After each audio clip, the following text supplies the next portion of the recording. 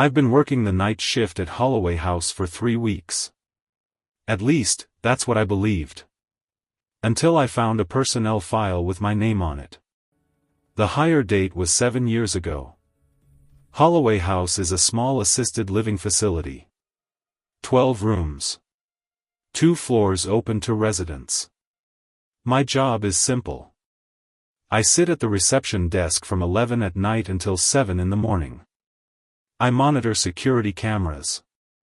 I log anything unusual.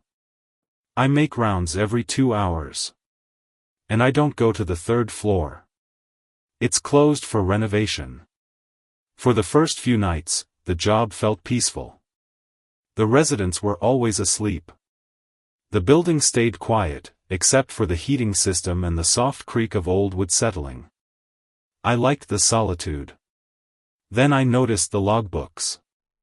Each shift, I'm required to record my rounds and note any incidents.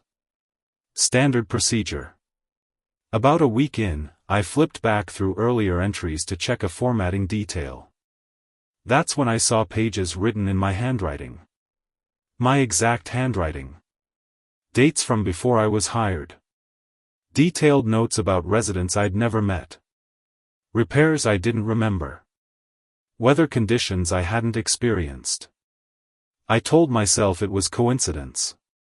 Handwriting overlaps. Jobs like this attract similar people. But the entries were specific.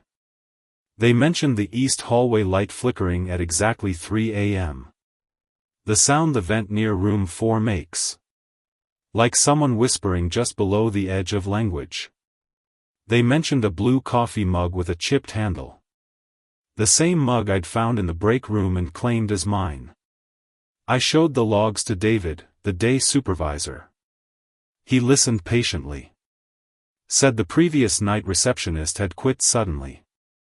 That record sometimes got mixed up during transitions. Don't worry about old logs, he said. Just focus on your current entries. That should have been enough. It wasn't. I started searching the desk drawers. Personnel files. Maintenance schedules. Contact lists. At the bottom drawer, under a stack of old incident reports, I found a manila folder. My full name was typed on the tab.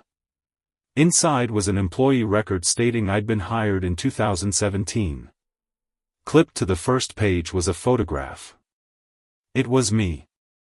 Standing behind the reception desk. Wearing clothes I didn't recognize. I remember 2017. I know where I lived. I know what I was doing. I wasn't here. I checked the security system next. The cameras archive footage for 30 days before overriding.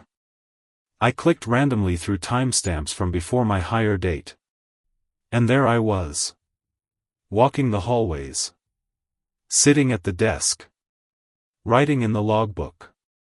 Footage dated months before I ever applied. In some clips, I was alone. In others, David stood beside me. We looked familiar. Comfortable. Like people who'd known each other for years. I waited until morning and confronted him. I found old footage, I said. Of me. From before I started. He didn't look surprised. He set down his coffee and studied me carefully. Mira, he said. This is the conversation we have every few months. I told him I didn't understand. He asked if I knew why the 3rd floor was closed. I said renovation. There is no renovation, he said. There never has been. He explained it slowly. Carefully. Like he'd practiced. The 3rd floor is residential. The residents there have conditions that affect memory. Conditions that make it difficult to remember they live here at all. He said my room has been on the 3rd floor for almost 7 years. He said the night receptionist job isn't really a job. It's structured activity. Part of a treatment plan. Routine. Purpose. Normalcy. Every few months, I forget I'm a resident. Every few months, I convince myself I'm a new hire. And every few months, we have this conversation. I told him that wasn't possible. He opened a drawer and pulled out a stack of folders. Each one had my name on the tab. Inside were handwritten notes. From me. To me. Each dated after previous versions of this same conversation.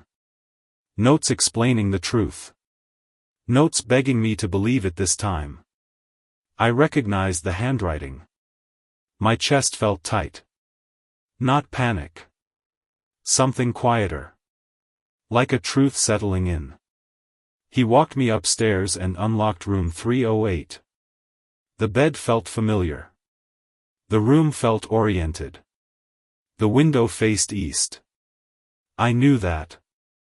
Because somewhere deep inside, I remembered watching the sun rise from that exact angle.